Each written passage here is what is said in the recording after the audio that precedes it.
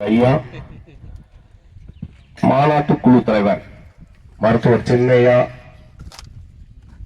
ஆணைக்கு இணங்க அனைத்து பாட்டாளி சொந்தங்களுக்கும் மதிய வணக்கம்.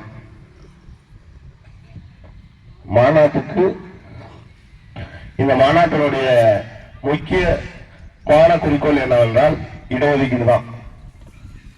இந்த இடஒதுக்கீடு இருந்தால் இப்ப ஐயா ஒருத்தர் பேசினார், ஆசிரியர் அட்வொகேட். அந்த ஆசிரியரோட குடும்பமும் இப்ப அவர் அட்வொகேட்டா இருக்கிறார்.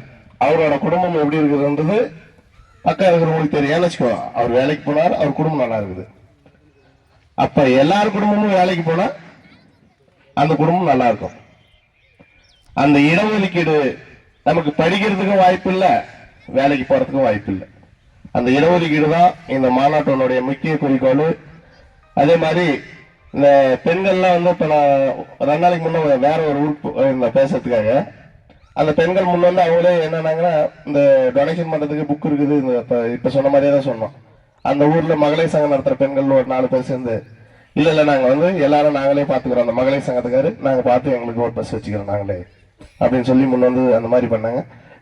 ஆமா கந்தலி அந்த மாதிரி நீங்களாம் கூட உங்க ஊர்ல மகளிர் சங்கம் இருக்கும், இல்ல அந்த மாதிரி ஏதாவது ஒரு சங்கம் இருக்கும், பெண்கள் அவங்களை அணுகி இந்த மாதிரி நம்ம நமக்குன்னு ஒரு மாநாடு நடக்குது, நமக்கு இருக்கிற தெய்வம் மருத்துவர் ஐயா இருக்கிற போது இந்த இடஒதுக்கீடை பெற்றால் மட்டுமே நாம நம்மளுடைய சமுதாயம் முன்னேறும் என்பதை அந்த பெண்கள் கிட்ட சொல்லி, அதே மாதிரி நம்ம இளைஞர்கள் எல்லாருமே இளைஞர் இல்லாத ஊரே இல்லை. நமக்கு முன்ன சொன்னாங்க எல்லாருமே, அது மாதிரி ஐயா சொன்னார், இளைஞர் சுவாரம் போல அவங்க என்ன பண்ணாங்கன்னா, லாஸ்டா ஏதோ பணத்துக்காக தான் அந்த கட்சி ஓடி ஓடி ஓடி போறான்னு நினைக்கிறான். பணத்துக்காக இல்ல, இது நம்ம மானத்துக்காக இந்த கட்சி நடக்குது. அதுதான் நம்மளுக்கு மானம், இடஒதுக்கீடு தான். ஐயா இப்ப கூட எல்லாருமே கூட்டணி பேசிட்டாங்க. ஐயா கூட்டணி பேசல. ஐயா என்ன சொல்றாரு, எங்களுக்கு இடஒதுக்கீடு கொடுங்கள், நாங்கள் எங்களுக்கு எலெக்ஷன்ல இடமே வேணாம் என்று ஊர்ஜிதமா எழுதி கொடுக்குறோம்னு சொல்றாரு. இடஒதுக்கீடு மட்டுமே குறிக்கோள். அவர் வாழும் காலத்தில் இடஒதுக்கீடு வாங்கினால்தான் வாங்க முடியும். பேச வாய்ப்பளித்ததுக்கு நன்றி. அடுத்தபடியாக மாநில மகளிர் சங்க தலைவி அக்கா நிர்மலா அவர்கள்.